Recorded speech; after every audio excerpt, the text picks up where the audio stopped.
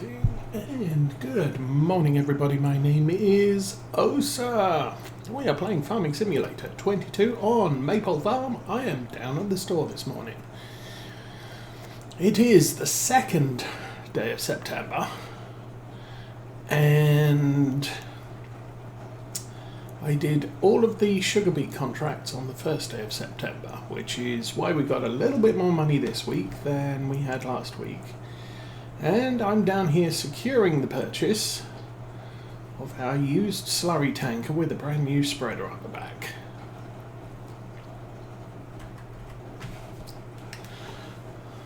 Because I kind of figure we should probably put our slurry to use, and we are backing up. Let's not do that. And our Deutz is incredibly clean this morning, and it probably won't be in about half an hour's time.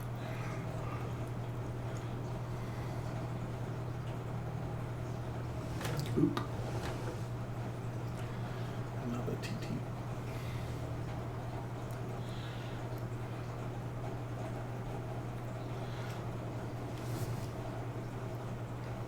So, new playthrough rule, I am only going to allow myself to do 1 day's worth of contracts per month. So I quite literally spent the entirety of the first day of September doing 4 sugar beet contracts. Not because they were big, but because it takes a long time to do sugar beet contracts.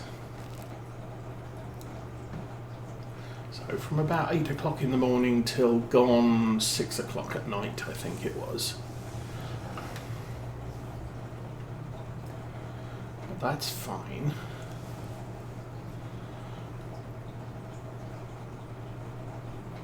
As I said, gave us a little bit of money.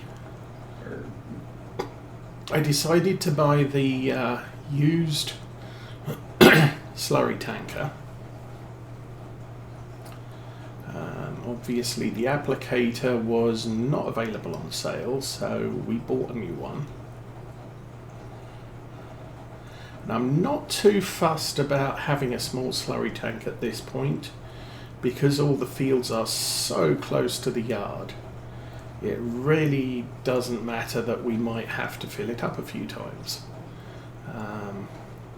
Obviously with maps like Oakfield Farm, where we were owned fields across the width of the map, if not the length of the map. Same with Lawfolds, it just took us a very, very long time to passage from one side to the other.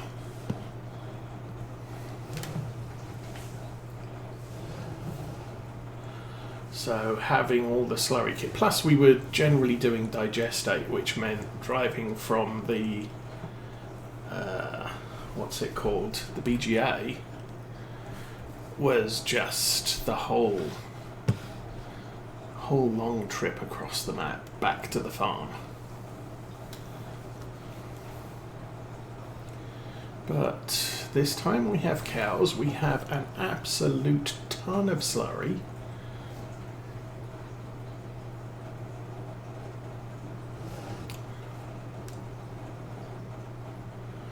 So we kind of need to make use of it, I think.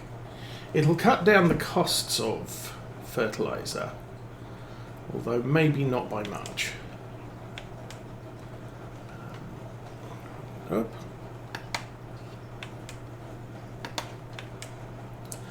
Okay, this is possibly going to be interesting.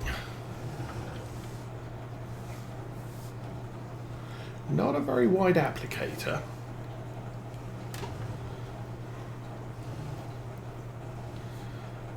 Oh, I have put GPS on this thing. Well, I was thinking that this was probably going to be a lot easier if I have GPS installed. And, well, I have GPS installed. So I think I might make use of that right away.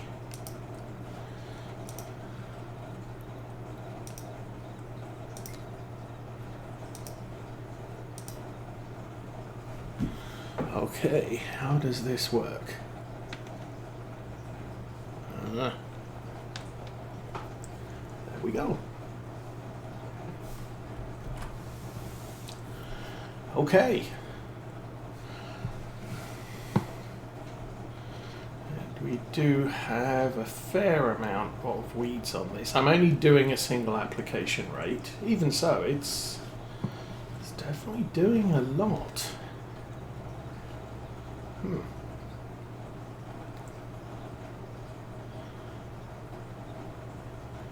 And in spite of the fact, actually, I'm going to check that.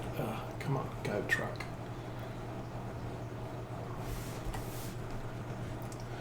Our equipment.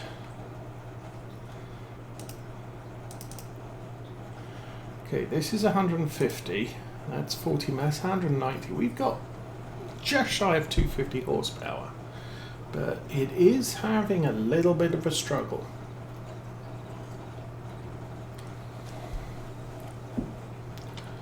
So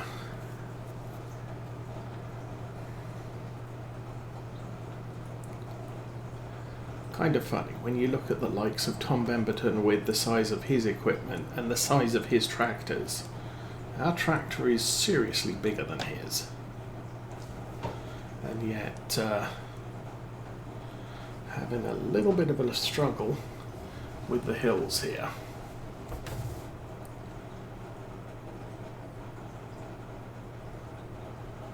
Yeah, right, get that straightened up again.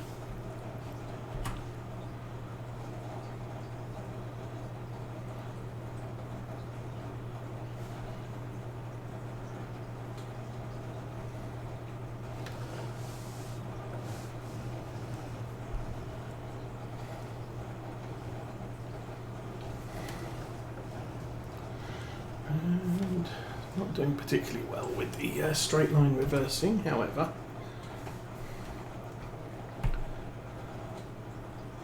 Once we are back on target, we can just drop that and drive all the way back, and that should give us a clear. Okay. So the nitrogen application at this end of the field is fairly yellow, but at the top left corner, that was looking very, very green. Oh, and it skipped a bit. Not really showing up though, so that's fine, I guess.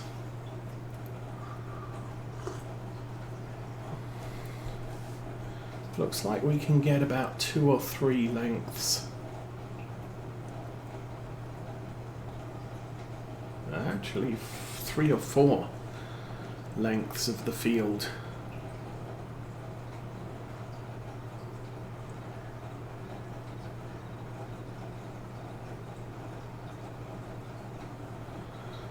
And right there, big struggle up the hill.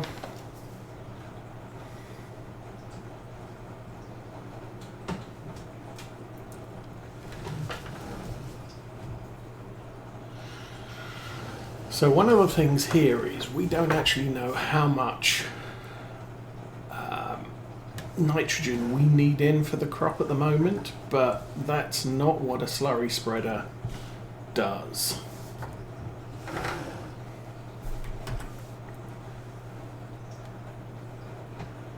Definitely a good length. Go. So it took us less than 50% to do 2 passes. So I'm okay with that. Now we can actually see the weeds on the field. Now the weeds will go away as soon as we start doing the planting thing.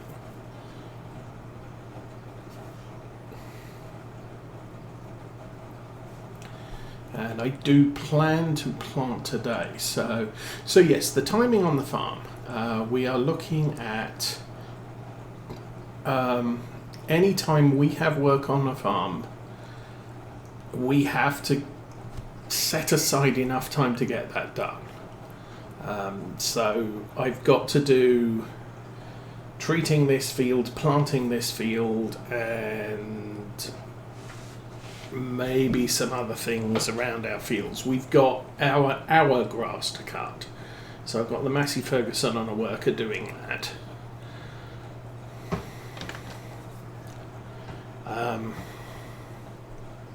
But then outside of that, we will have 1 day per month that we can do contracts, and I can either do it first, second, last, whatever, doesn't matter. But I can't do it to the exclusion of our farm. Now, I could have been doing this yesterday, but yeah, I knew I have enough time to do this today, and so I'm not biting into or eating into my own farm's work. And we still have to sell the perishables once a month. So tomorrow I can't do contracts, and I've decided to do that because it's income, it's easy income, and I don't want to be in a position where we are just milking all of the contracts for as much as we can make out of them. It's easy enough with all the contracts that are out there. Now, the other thing you might notice the Massey Ferguson doing is I've got it running east-west across the field rather than north-south. And that's because there's a path along the east side of the field. So that didn't lift. There's a path along the east side of the field, so the tractor will not get stuck in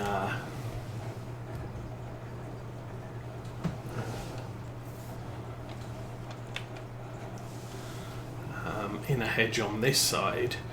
On the west side of the field, it's the edge of the map, so that is a hard stop. And AI worker is blocked by an object. Well, there's always that, I guess. So yeah, he's stuck on the fence, or the hedge along there. But my thought is he's only going to get stuck at that point. And for some reason, it's not treating the already cut grass as, oh, it's already cut, I can turn around as soon as I get to this point.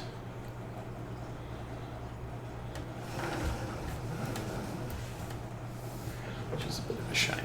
Okay, you lined up there again and set you off on a worker. Now this looks like wet grass, so, and I can't tell, don't think there's anything that tells me anything about it. So yes, apart from this bit, this path has been keeping the tractor away from the hedge. So, and it doesn't see the hedge as an obstruction, but the posts in the hedge, as I've said in the past, are an obstruction that it can't see. Down here we have this, which is going to be a hard stop, and over here we have a wall. That hedge after the wall finishes might be, yeah, might have a problem there. But again, as I said, there's this path here which hopefully is giving us enough room to get the tractor turned around without it crashing into a post and saying, I don't know why I can't move, which is the main problem it seems to have, going north-south.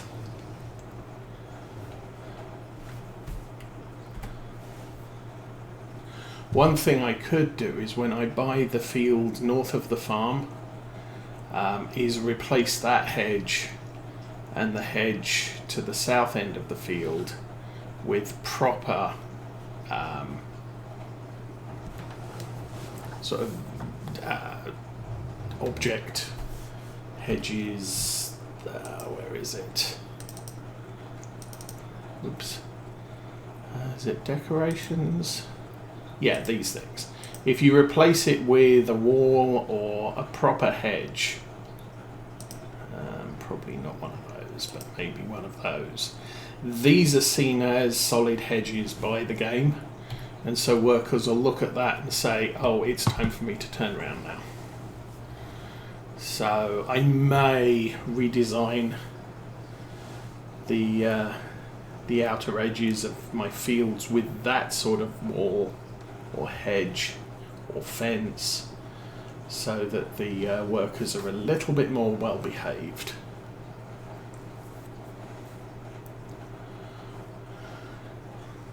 But so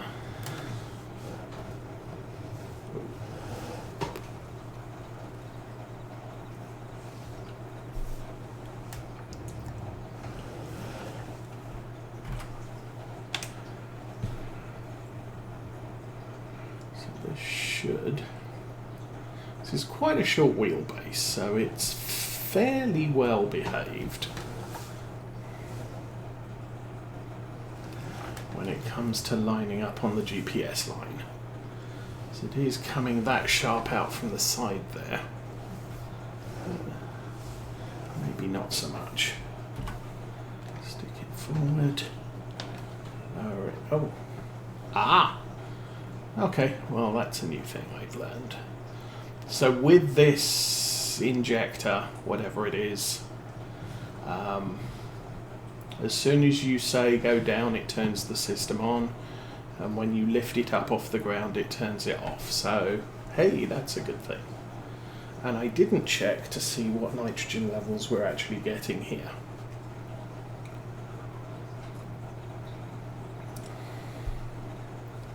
I may do that. I must remember to do that when we get to the end of the field.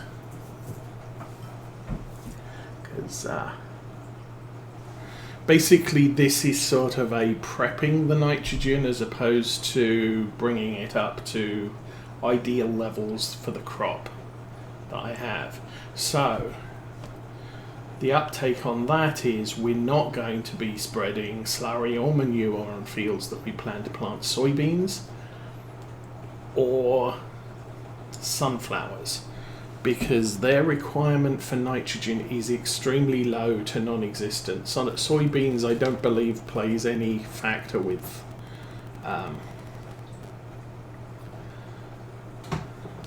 nitrogen. And sunflowers need a very low level of nitrogen, so I do not want to waste slurry on a field where really we're not we don't need that level of nitrogen. I don't want to feed too much nitrogen into a field then when I don't have to. Okay, I'm going to jump out here. The pH value is good. Nitrogen is 105, so we're at 105 here. 195, 90. We're only 20 here. Oh, that's interesting. How much are we adding? Okay, this field is at 45. So we're adding about 60. That's fine.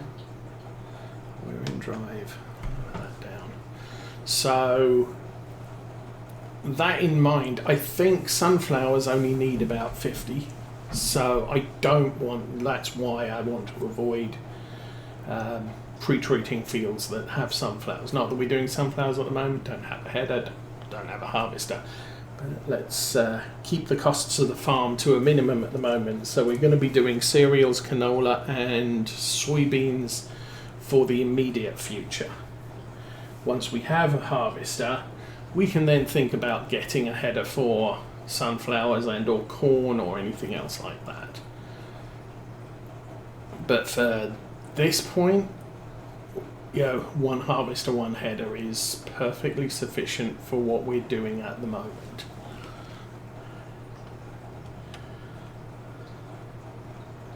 Also, I think I've got a strong suspicion that for soybeans, we are still going to have to spray the field with a tractor with crop sensors on it, because if we want our environmental score maximised, that's what you have to do. Even if the field is ideal levels of fertiliser for the crop that's in it, you still, driving out into the field with the crop sensors on gives you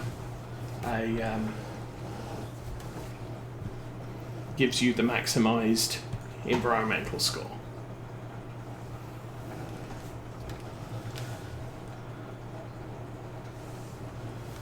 So in effect, everything you do with environmental score, everything you do with environmental score costs you money. GPS on, the thing. It's not feeding until I start driving. There we go. So, for example, you've got to analyse the soil. That's going to cost you, whether you buy the soil analyzer thing or whether you pay for a geologist to come in and analyse the soil for you. It's going to cost you money. You can get a perfect application of fertilizer, but to get a perfect application of fertilizer and maximise your environmental score, you have to have crop sensors on the tractor in order to get the environmental score maximised. You can spray for weeds, but to maximise your environmental score, you have to spray for weeds with spot and spray on your sprayer. So all these things add up to costs over and above the minimum needed to do a thing. If you're happy with a reasonable environmental score, then you can just use equipment as is without the crop sensors or the weed sensors or anything else like that. And it doesn't cost you extra. You won't get the maximum score, but you should get a fairly good one. And I know Virtual Farmer, he's doing his Attingham Park series with effectively manual precision farming, so imprecise farming if you like, where he's not using the automated equipment to lay down exactly what he needs. He's not even allowing where it has so down at the bottom where it says application rate 15 meters cubed per hectare. So I think that's 20 litres per hectare, something like that. But at the end of that line it says automatic, auto. He's turning off the auto and setting it manually based on the recommendations of what the field's telling him. So, given non-technical equipment, effectively what he's saying there is, I've had a geologist come in, tell me what the soil type is in my field. I know what the nitrogen level is in my field currently, and I need to top it up to something a little bit higher. And so all I need to do here is calculate how much higher I need it, set the application rate to 20 litres per hectare, and then drive over the entire field. It does mean that things get averaged out because you don't have perfect soil across the field. But it's giving him a good enough environmental score and good enough yield. He's not going to get the absolute most perfect yield possible, but he's going to get close to. I'm going to beam back to the Deutz. So yeah, it's possible, and it's something I did wonder back when we got precision farming in 19. Not that we had a name for it at the time, but could you do imprecise farming, where you used the helping functions of precision farming, but you didn't use automatic fertilizer application or automatic anything application. You didn't use crop sensors. You don't use automatic seed application rates either. You let the you set it based on the predominant soil type in your field.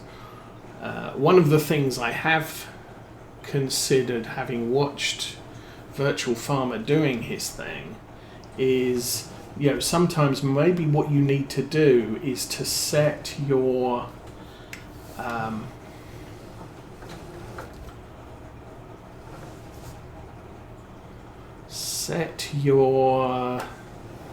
application rate to the minimum for your field, and maybe later go over and spot apply where you can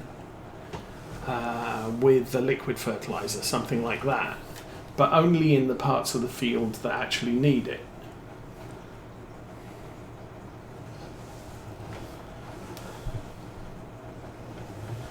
So if you look at our field now, let's go to precision. This is precision farming, this is that. pH levels. We need to reanalyze 52 because as we're mowing that's counting as the third harvest on that field, and we've lost all data view on it. I'm going to wait until the mowing's complete before I reanalyze that field. Doesn't really matter if I do it right now or later. Do I have to select the field for that? No.